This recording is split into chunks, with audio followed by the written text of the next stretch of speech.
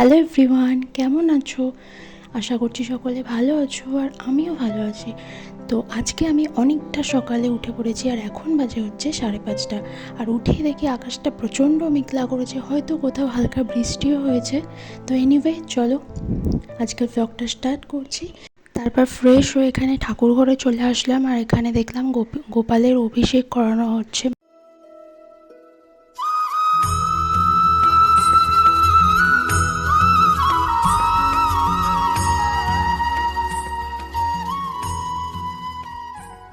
আর এখানে গোপালকে পঞ্চামৃত দিয়ে স্নান করানো হচ্ছে। দুধ, দই, ঘি, শর্করা, মধু, এই 5টি জিনিস দিয়ে গোপালকে স্নান করানো হয়। অ্যাকচুয়ালি এটাকে অভিষেক করানো বলা হয়।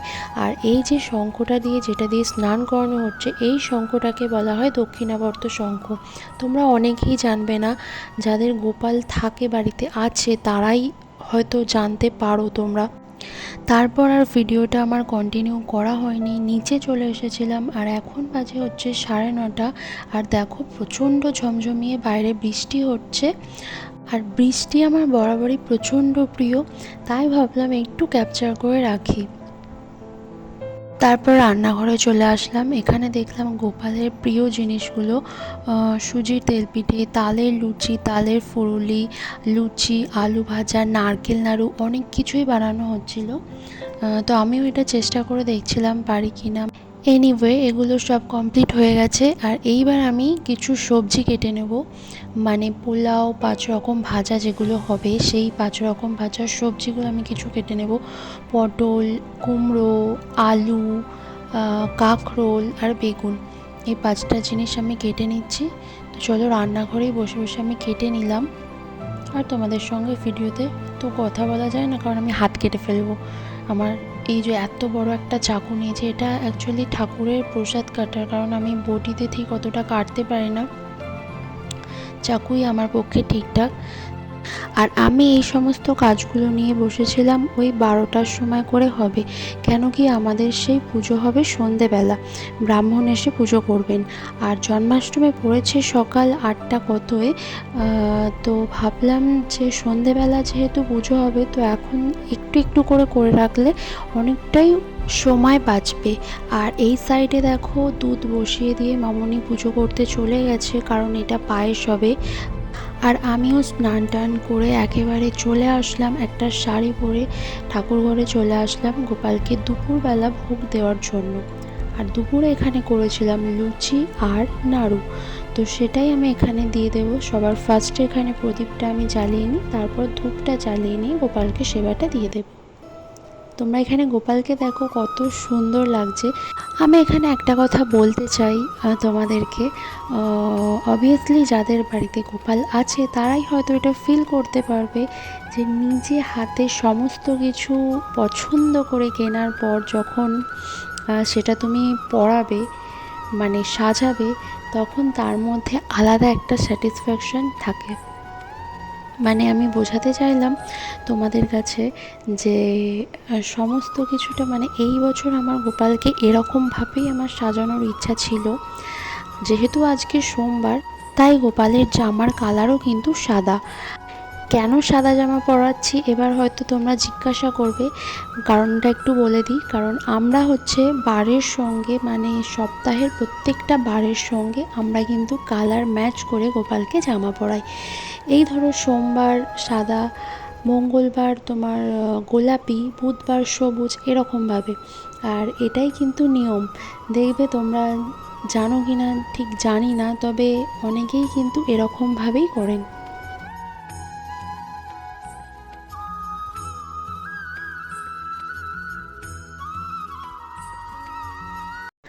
আর এখন ঘড়িতে বেজে গিয়েছে 4:16। আর দেখো অনেকটা অন্ধকারও হয়ে এসেছে। তো আমি এখানে আলপনার বাটিটা নিয়ে চলে আসলাম এখানে আলপনাটা দেওয়ার জন্য। তো এই জলচৌকিটা এইখানটা রাখা হবে। আর দেখো বাইরে প্রচণ্ড বৃষ্টি হচ্ছে। আর এই রুমটার মধ্যে একটা ভীষণ ভালো জিনিস হচ্ছে এই জানালার পাশটা, এইখানটা আমার ভীষণ পছন্দের একটা জায়গা। আমি সকালবেলা উঠে এইখানেই ফার্স্টে আমি দাঁড়িয়ে থাকি। আমিও বসে পড়লাম এখানে আলপনার বাটি নিয়ে আলপনা দিতে। একটু সময় তো লাগবেই ধরে ধরে আলপনা দেওয়া। তারপর আবার বর্ষাকাল, এখনও শোকায়নি, বাইরে বৃষ্টি হচ্ছে। তো সকাল করেই আমি এখানে দিয়ে নিচ্ছি যাতে শুকিয়ে যায়। তোমরা একটা জিনিস লক্ষ্য করেছো, আমি কিন্তু এখানে তিলক কেটে নিয়েছি কপালে। আর একে বলে রসোগোলি আঁকা। এটা কিন্তু ভগবান কৃষ্ণের অনেক প্রিয় একটা জিনিস।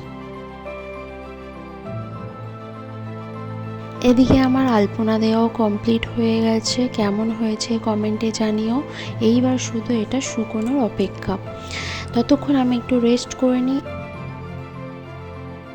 আর এখন সন্ধেও হয়ে গেছে আর পুজোর জোগাড়ও 90% কমপ্লিট হয়ে গেছে। আর গোপালকে ঠাকুরঘর থেকে নিয়ে এসে দোলনায় বসিয়ে দিলেই ব্যাস সব কমপ্লিট হয়ে যাবে। তো আমার এখানে একটা জিনিস হয়েছে, আমার বর এখানে আমাকে প্রচণ্ড রাগাচ্ছে, কারণ কি আমি কপালেই তিলকটা কেটেছি।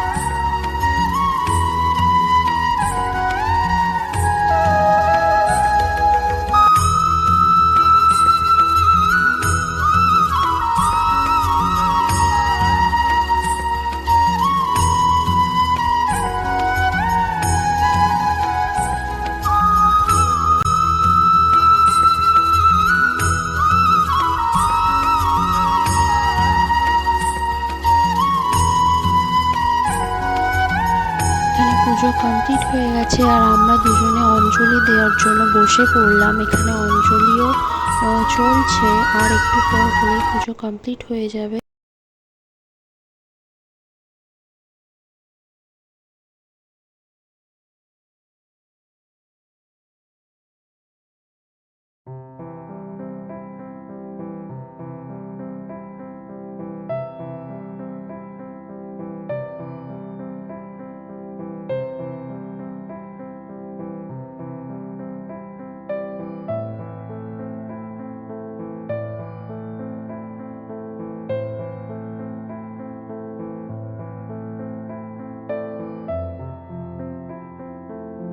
তো অলমোস্ট পুজো কমপ্লিট হয়ে যাওয়ার পর আমরা সবাই মিলে খেতে চলে আসলাম, কারণ প্রচণ্ড খিদে পেয়েছে। সেই সকাল থেকে আমরা উপোস করে আছি। তো মেনুতে ছিল বাসন্তী পোলাও, আলুর দম, আরও অনেক কিছু ছিল, পুজোর ভোগ ছিল।